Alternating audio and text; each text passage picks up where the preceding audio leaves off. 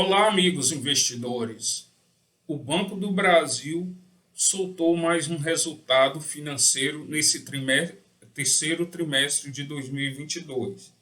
E, novamente, o banco apresenta um resultado muito sólido, ou seja, a lucratividade do banco tem se mantido e até aumentado proporcionalmente mais do que os demais bancos.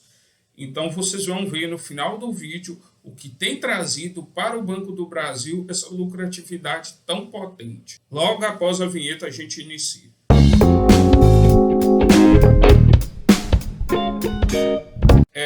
Tem sempre uma discussão política sobre investir ou não em estatais. Isso é critério de cada investidor. Mas o mais importante é quando o investidor analisa aquela empresa estatal, perceber se ela tem alguma vantagem comparativa com os demais bancos ou se ela tem alguma desvantagem.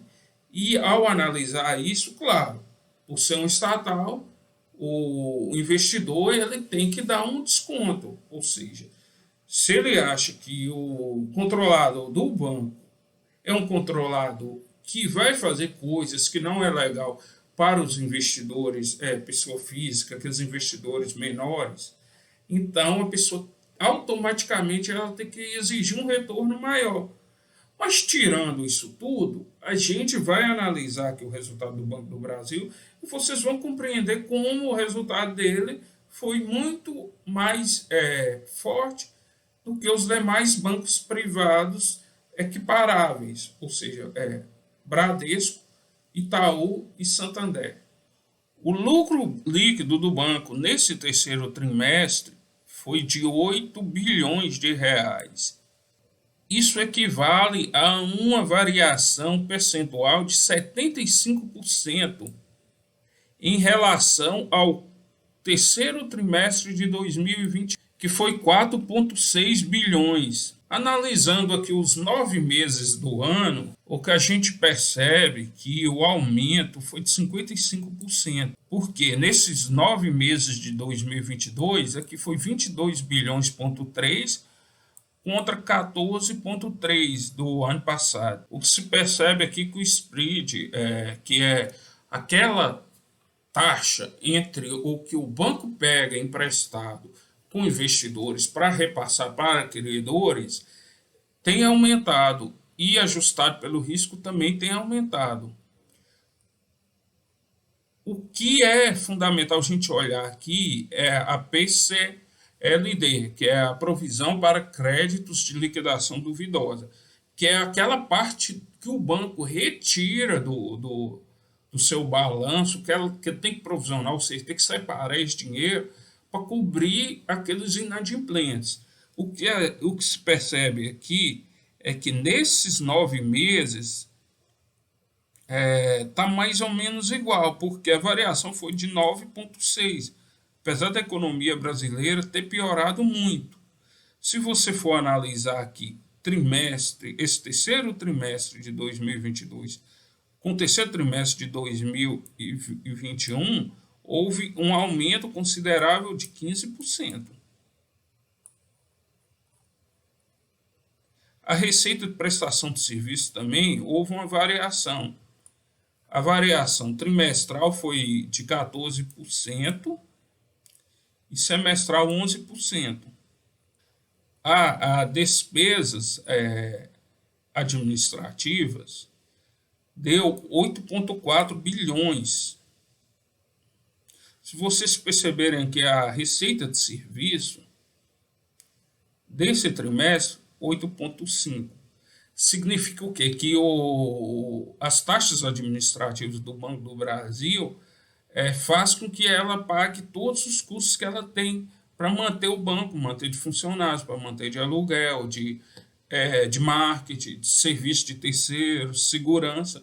Isso é fundamental, porque a parte realmente do empréstimo do banco é que é revertido no lucro. Então o banco está conseguindo, só com a prestação de serviço, pagar todas as tarifas, todos os gastos que ele tem.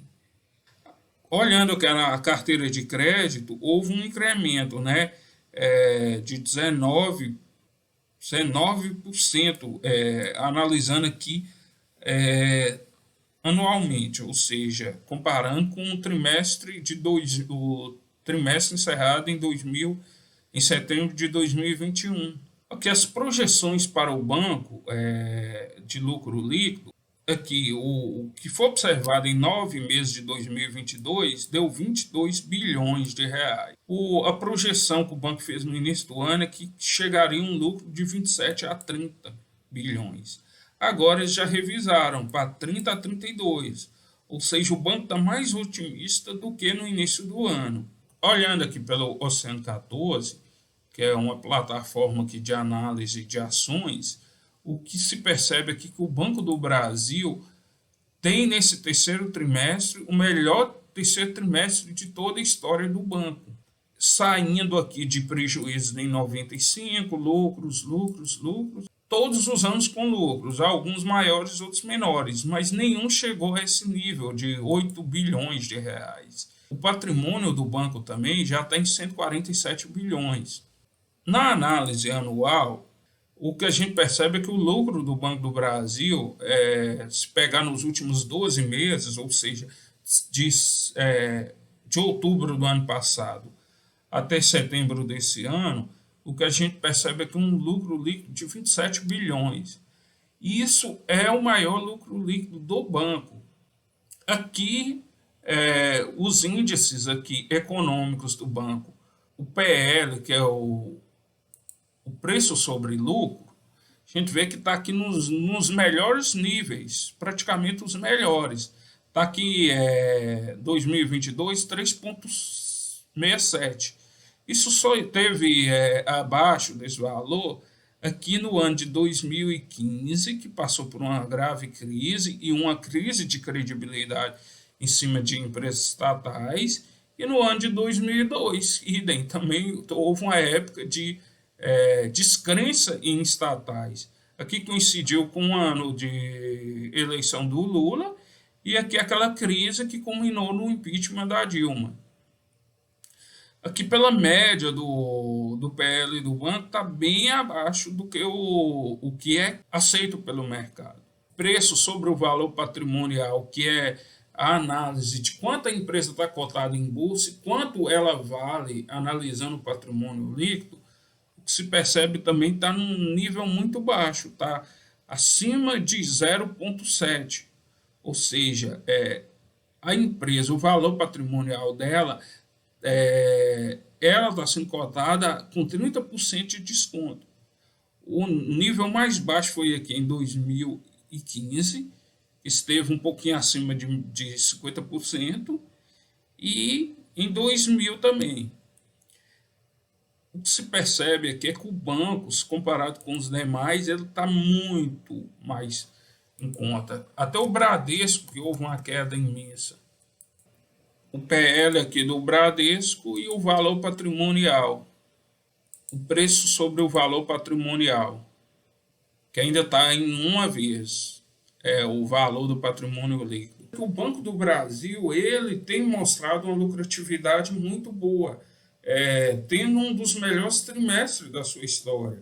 Todo esse ano de 2022, o Banco do Brasil ele teve uma lucratividade muito acima da média dos outros bancos privados. E se deve também à questão do agronegócio, porque o banco é muito influente nessa área, tem grandes quantias emprestadas, e a área da economia brasileira que está indo bem há décadas. E principalmente com essa crise que teve após a guerra da Rússia contra a Ucrânia, porque os preços dos alimentos mais das commodities houve uma alteração muito grande para cima, o que traz lucratividade para o campo. E isso é repassado, de certa forma, para o banco com quê? Com a diminuição de devedores do agronegócio que estejam, porventura, com dificuldade de pagar. Se a lucratividade está grande no campo, qual é a tendência dos produtores? É pagar suas dívidas em dias. O que não acontece na economia geral, porque esse surto inflacionário foi muito ruim para outros negócios e para as pessoas físicas. que muitos negócios estão com dificuldade de repassar preço e muitos consumidores sentem a carga dessa inflação nos seus custos e com isso têm dificuldade de quitar as dívidas. Então o Banco do Brasil ele é muito ajudado pelo agronegócio nesse momento. Mas o importante é sempre analisar, quando analisar um banco igual o Banco do Brasil, a pessoa saber que tem influência política e que também o mercado, ele precifica também a questão política. O maior exemplo, em 2015, o Banco do Brasil estava nos preços ridiculamente baixos. Ao contrário, em 2019, eu já estava quase chegando, praticamente no patamar dos demais bancos. A questão da valorização versus o que o banco está entregando. No ano de 2022, o banco subiu muito a cotação, muito mais do que os demais bancos privados. Ao mesmo tempo, o risco político parece que retornou. Mas se a pessoa olha para o horizonte de longo prazo, esses riscos políticos têm que estar na conta. Ou seja, eu vou comprar quando o mercado realmente precifica que vai ter uma ruína. E o investidor que pensa no longo prazo, ele vai observar que em 2015 também ninguém dava bola para o Banco do Brasil. A verdade é que comprou lá não está arrependido. Arrependido está quem achou que o Banco do Brasil poderia estar no mesmo nível dos privados em 2019. Então, a vantagem do investidor que olha para o longo prazo é aproveitar nesse momento que o mercado fica muito depressivo com a ação, fica muito temeroso e fazer grandes aportes. E, claro, ter um controle de risco, né? Então, é isso que a gente tem para deixar para vocês.